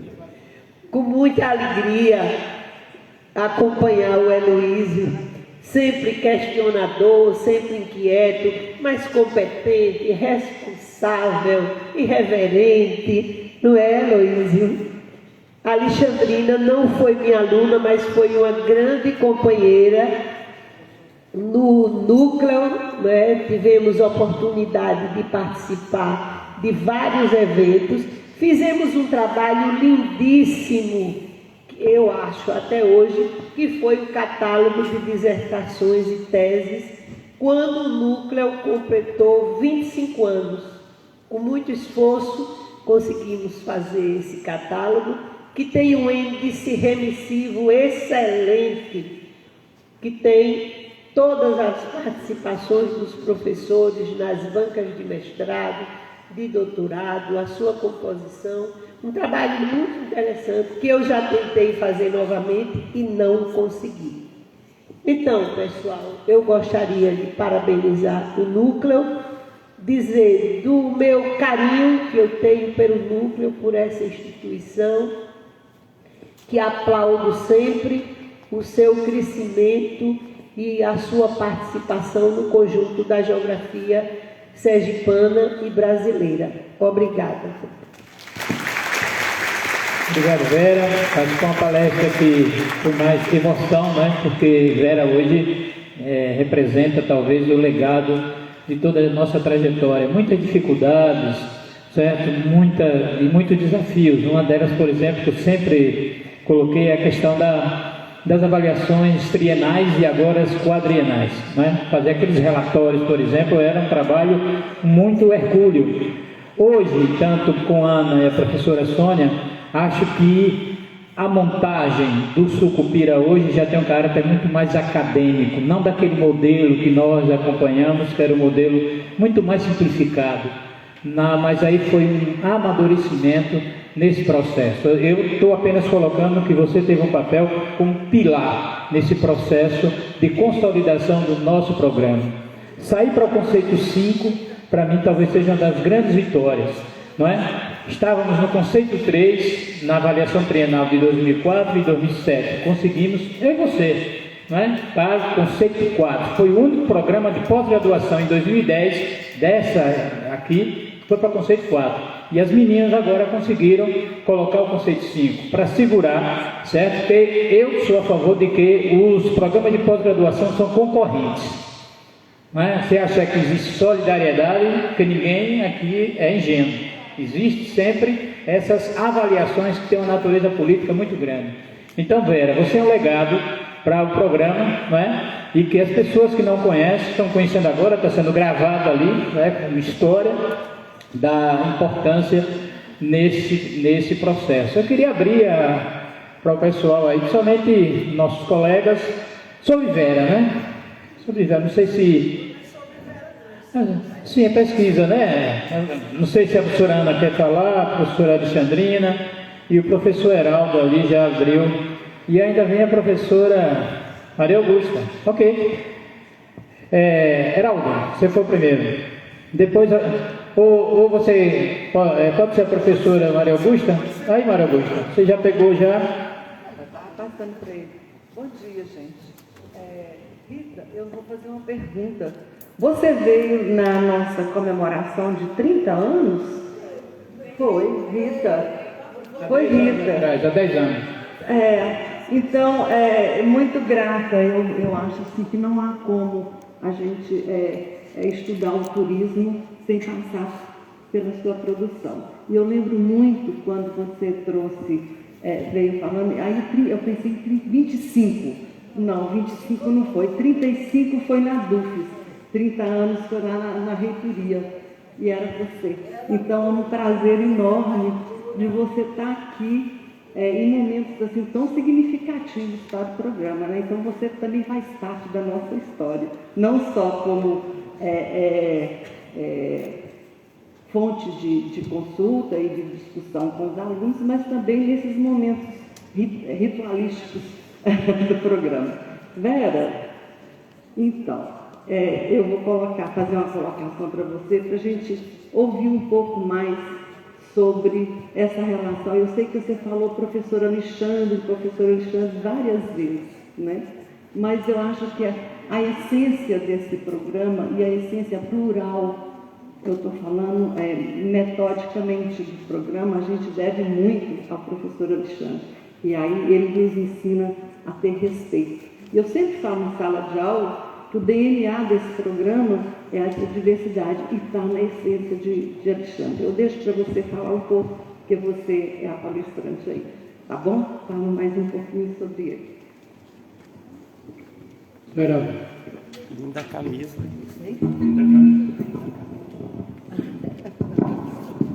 Bom dia, gente. Bom dia, gente. Queria agradecer a professora Rita, a professora Vera, ao professor Luiz por essa mesa, pelas exposições. Meu nome é Heraldo, sou professor do Departamento de Geografia. Eu queria contar para vocês como eu estava com saudade de escutar esse sotaque estanciano e essa gaitada gostosa da professora Vera, que muito me ensinou. Eu fui estudante de iniciação científica no período de 95, 96, orientado pelo professor Agamenon Magalhães, que sofreu um grave problema de saúde naquele período, e a professora Vera, muito generosa, nos aceitou a receber. Nós éramos 2 estudantes da geografia e uma estudante da sociologia, para que a gente desse continuidade àquela importante oportunidade de fazer iniciação científica. Na época a gente estava estudando a desruralização versus urbanização do povoado Taiçoca de Dentro. Foi marcante para mim, foram os meus primeiros passos no fazer científico de modo sistemático, de modo que eu sou muito grato, né, a generosidade da senhora, todo o ensinamento. Eram encontros semanais, onde a gente tinha que chegar com os textos lidos, fichados, para fazer a apresentação, e quando a gente não chegava, a professora Vera, do jeitinho dela, sempre puxava a nossa orelha. E aprendi bastante sobre geografia de Sergipe. Queria contar para a senhora que lá no Laberu a gente ainda tem alguns exemplares do Atlas de Sergipe conservados para consulta, porque está difícil encontrar os exemplares por aí, né, turma? Eu fiz a graduação aqui nos anos 90, se falava bastante da dificuldade de articulação entre a pós-graduação e a graduação. Então a gente sempre se referia que, não, tem atividade lá em cima, né, Cristiane? Tudo é lá em cima. A gente tinha que subir na didática 2, onde ainda está instalado o programa. Mas, olhando assim ao longo do tempo, não sei se a Cristiane concorda comigo, nós participamos de muitas atividades do PPG. Talvez para quem coordenava não ficava, no departamento isso não ficava evidente, mas nós que estávamos na graduação estávamos presentes, éramos convidados, motivados na graduação de participar de todas as defesas de mestrado que ocorriam. Os professores nos levavam para essa sessão. E eu me lembro, me marca até hoje, de ter conhecido o professor José Bosarchiello nessas defesas, ter conhecido o professor Manuel Correia de Andrade, ter conhecido grandes nomes da geografia brasileira, que parecia um processo de desarticulação, mas que havia uma interlocução importante de fomentar, né, nos estudantes da graduação, e confesso que isso me motivou a sonhar de um dia poder fazer mestrado, e fiz nessa universidade, né? Queria ainda, na verdade, fazer essa fala mesmo de agradecimento por toda essa construção, né, que a senhora articulou um conjunto de professores, construiu esse programa de pós-graduação com uma equipe, e te perguntar, né, com esse tempo da sabedoria, né, trazendo toda essa memória que foi apresentada aqui, ela é muito importante para nós que passamos pelo programa como estudantes, que hoje estamos na condição de professor, para os estudantes que hoje, né, repletam esse auditório, manter essa memória viva acho que é fundamental. E queria poder escutar um pouco a senhora, como a senhora vê hoje, né, as pesquisas que foram realizadas desde o PROIN, me parecia que era o nome, né, o PROIN, que articulava graduação e pós-graduação, os estudos que estavam próximos da SUDENE, havia uma produção científica, como a senhora já mencionou, bastante intensa e que, de algum modo, iluminava perspectivas no processo de desenvolvimento naquele período, nos anos 80, nos anos 90, né? Nós vivemos hoje um período de aprofundamento do neoliberalismo, como já foi colocado anteriormente, do processo de financiarização, da crise do capital, da precarização do trabalho, e isso aflige a produção científica no Brasil, né? A gente é colocado aqui, se afasta de uma postura, de uma conduta do pesquisador que busca certos processos de cooperação, como vocês fizeram durante esses anos, e nos coloca muitos uns contra os outros na batalha dos lates, na batalha dos currículos, e a ciência produtivista, financiarizada.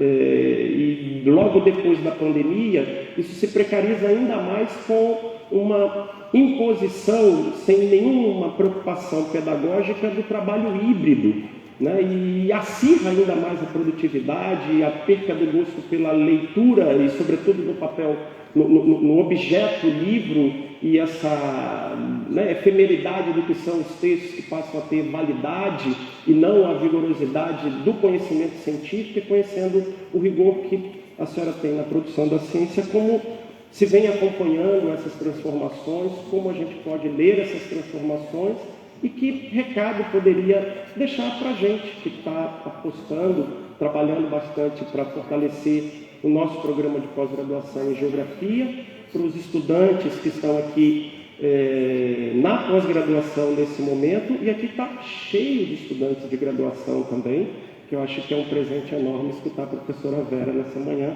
e a professora Rita, obviamente. Mais alguém? Não sei se a Vera quer dar uma fazer. Ah, sim, Diana. Ok, Diana é de Itabaiana, né?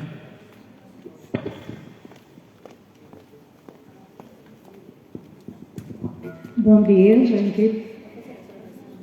Obrigada.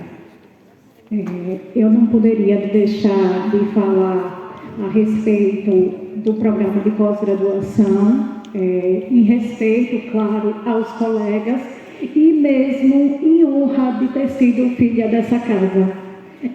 Eu tenho 18 anos de parceria com o professor José Aloísio da Costa, faço parte do grupo de pesquisa Transformações do Mundo Rural e, sem sombra de dúvidas, a representatividade da professora Vera na minha vida enquanto professora, enquanto formanda, é sem sombra de dúvida uma coisa que a gente não pode deixar à parte.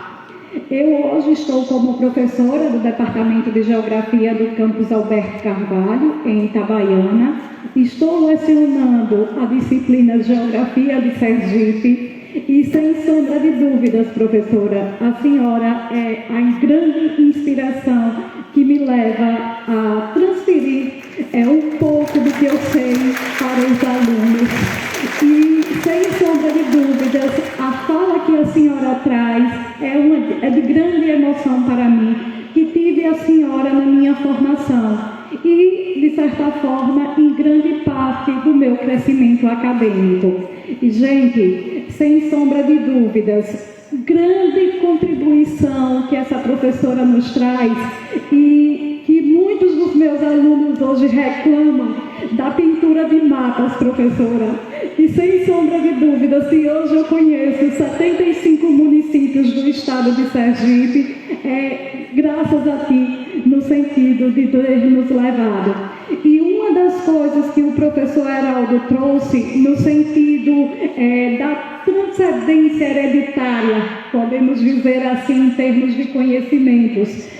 Hoje, eu também posso dizer que, enquanto minha tutora, a professora Ana Rocha, que hoje, de certa forma, é quem me orienta dentro da academia no campus Alberto Carvalho, essa professora também foi minha professora. Então, o programa de pós-graduação tem essa conjuntura de nos fortalecer, de nos trazer conhecimento e de nos mostrar que seremos, com certeza, sucessores disso.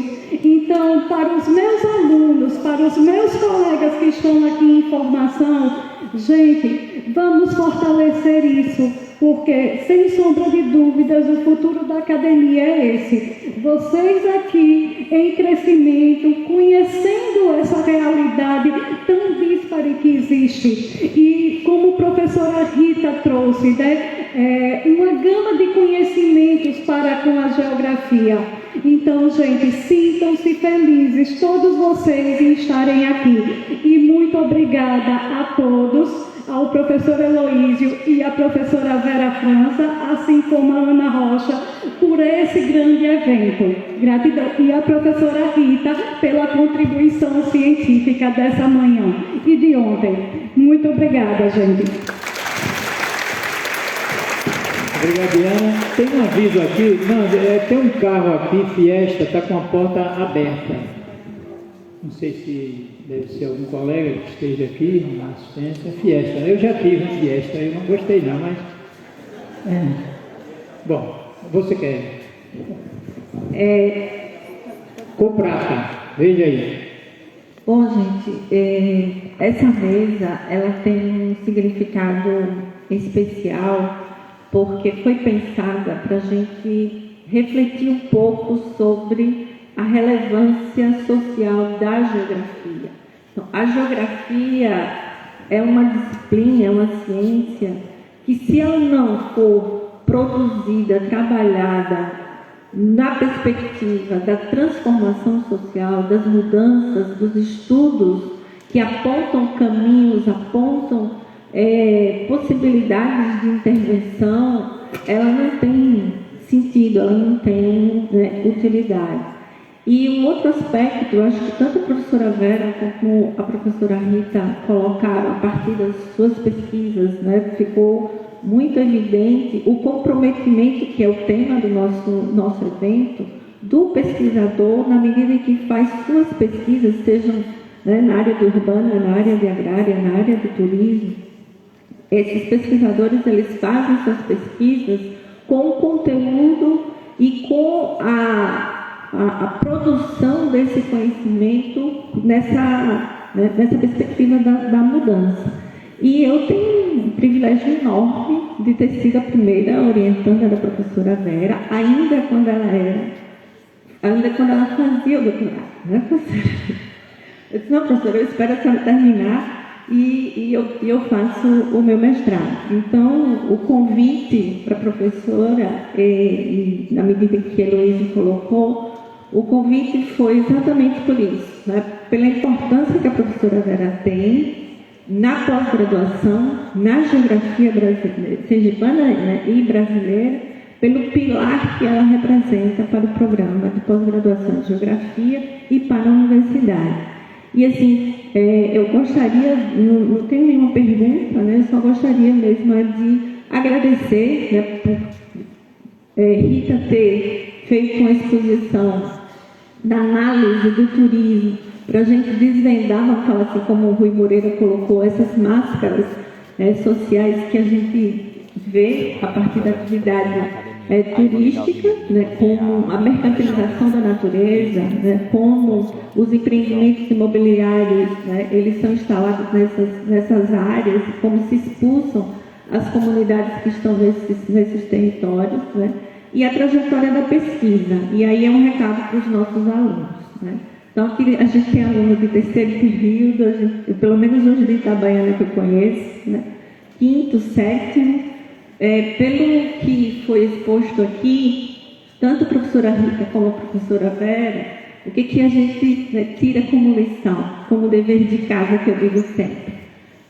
Sem estudar, sem se debruçar, sem se comprometer, sem assumir a responsabilidade acadêmica, né, de se concentrar, né, para além do TikTok, né, porque com tanta rede social, com tanta apelação, né, das redes sociais, fica difícil se concentrar, né? Então, pesquisa séria, pesquisa compromissada, exige a disciplina, né? Exige concentração, exige estudo, e é isso que a gente espera de vocês, né? Que vocês se debrucem, estudem e se sintam oxigenados a partir de agora a estudarem cada vez mais. Era só isso. Muito obrigada. Professora Ana, professora Vera, a palavra ainda. Bom, eu gostaria só de fazer alguns comentários. Guta fala do professor Alexandre Diniz.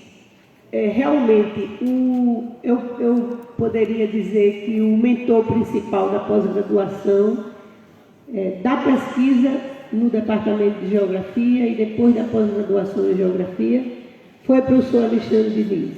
Mas a gente tem que lembrar também que ele não fez isso só, porque outras pessoas aderiram a essas ideias, por exemplo, a professora Delcy Figueiredo, a professora Vânia Fonseca, o professor Hans Dieter, que foi um alemão que chegou para o Departamento de Geografia e participou também do departamento, inclusive foi ele o fundador da Geografia do Nordeste, o professor Dieter, e outros professores de fora, como a professora Bárbara. Eu digo que temos os amigos da primeira hora.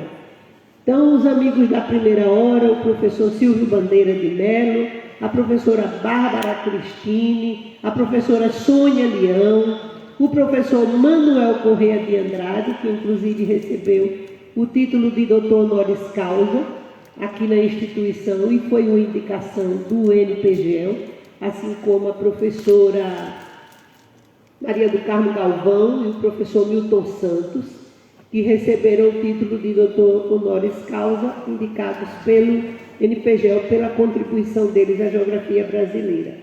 Outros professores também, o professor Bozaquiel, a professora Vera Salazar. Então, nós temos vários, não quero aqui cometer o erro, mas vários professores deram contribuições ao NPGEL para o fortalecimento do núcleo. Gostaria de dizer que hoje o núcleo, ou o programa de pós-graduação em Geografia, também enfrenta as suas dificuldades. Claro, não é mais aquele núcleo como iniciou, tão pequenininho, a gente procurando um espaço, um lugar para funcionar, conseguir aqueles espaços na didática 2, na parte superior do prédio didática 2, foi uma luta imensa. Os participantes da época sabem o quanto a gente lutava por uma sala, por uma mesa, por manter um lugar com as nossas dissertações e teses, com livros específicos para os alunos utilizarem, uma pequena biblioteca de tudo que a gente podia colocava ali. Foi um esforço hercúleo naquela época, mas sei que agora são exatamente por essas coisas todas que você colocou, Heraldo, né? Essa precarização que é uma questão do sistema capitalista que também vai afetar diretamente as universidades federais e os programas de pós-graduação. A luta é dura e ela continua. Eu não sei qual foi o momento da pós-graduação e da universidade que a gente viveu com facilidade. Todos foram difíceis, mas todos nós tivemos as nossas estratégias de driblar e de suportar e de superar. Então, o que eu espero é que esse grupo que está agora atuando tenha também essa resiliência para superar as dificuldades e procurar oferecer o melhor. No dia que eu me aposentei, em 2009, eu me aposentei do Departamento de Geografia, e na hora da última reunião que eu participei, eu disse uma coisa que vou dizer aqui hoje. Eu me aposentei e fiquei mais, me aposentei em 2009 e fiquei como professora voluntária no núcleo de pós-graduação até 2017. E hoje eu digo a frase que eu disse no departamento. Durante o tempo que passei no departamento e no NPGEL, eu dei o melhor de mim, dentro dos meus limites e dentro dos limites que a instituição tinha também naquele momento. E sei, tenho certeza que hoje vocês fazem assim também. Por isso que o núcleo está aí e eu desejo que o núcleo tenha uma vida bem profícua. Agradeço as palavras gentis, generosas, delicadas que vocês disseram comigo. Mas não é bem assim não. Cortem no meio e dividam por 2. Muito obrigada. Obrigado, Vera. Acho que eu estou considerando já as considerações finais aí suas, né? Foram realmente emotivas, porque está dentro da minha história. Não sei se a professora Rita quer alguma palavra, mas... Gostaria de agradecer mais uma vez, né? Eu não me lembrava que o evento que eu tive aqui há 10 anos atrás era a celebração dos 30 anos, então eu estou me sentindo homenageada também, né? Porque ter participado da celebração dos 30 anos e agora dos 40, já vou deixar um recado aqui, quando chegar nos 50 eu quero voltar, né? Aliás, gostaria de voltar antes, né? Mas, gente, brincadeiras à parte, muito obrigada mais uma vez pelo convite. Uma honra estar com vocês. Sim, é.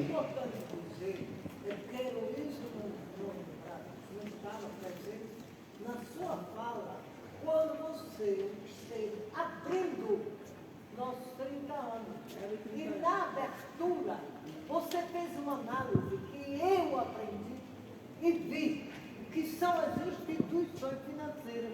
Você mostrou, quando surgiu a pós-graduação, você mostrou o processo de desenvolvimento desigual na formação da pós-graduação, do que significa a universidade nesse momento.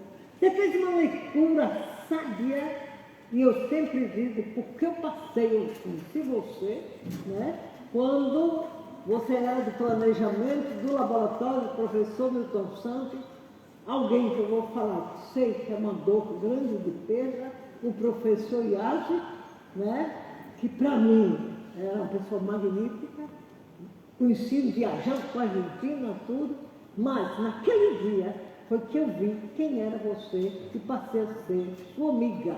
a sua leitura crítica, Heloísio, que ela mostrou o que são as instituições financeiras e o futuro do que será o processo da concentração das pós-graduação.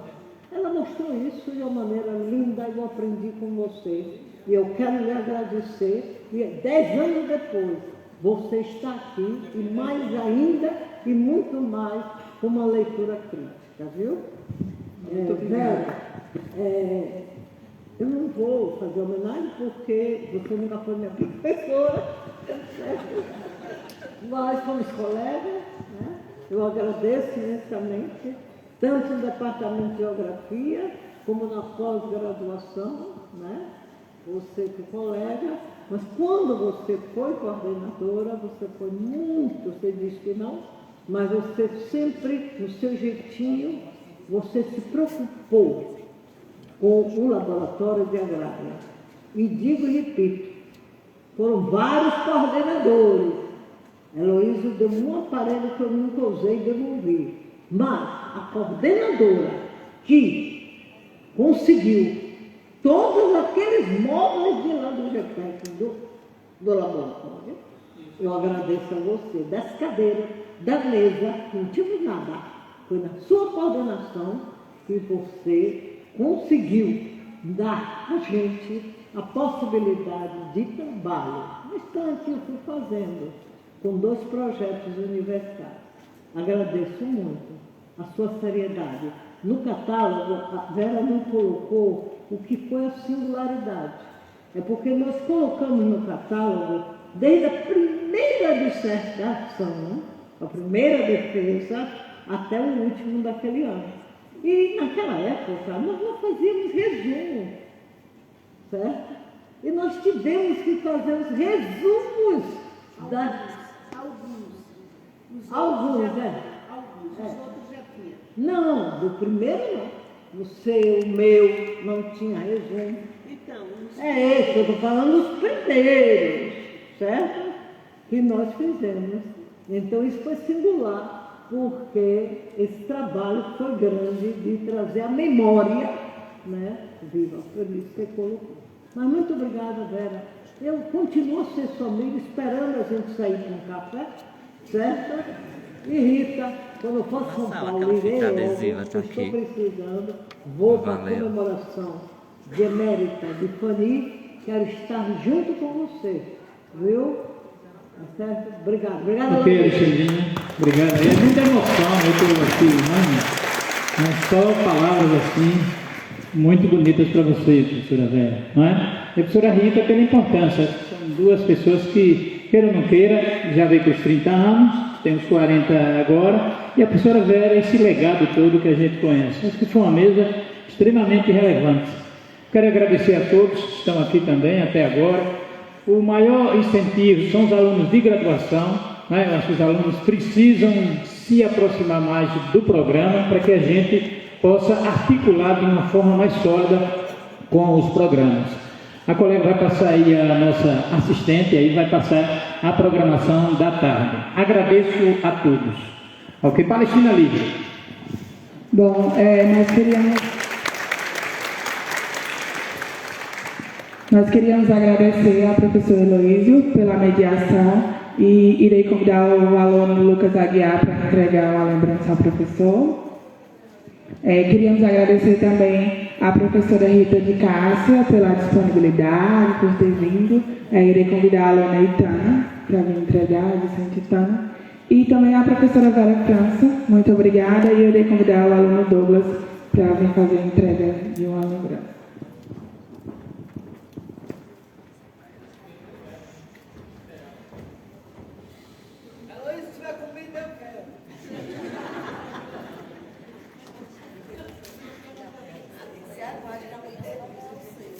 Bom, pessoal, eu queria deixar só um aviso. Logo mais às 14 horas nós teremos a próxima mesa intitulada Luta e Resistência, os desafios dos movimentos sociais. Então nós aguardamos vocês aqui no auditório, certo?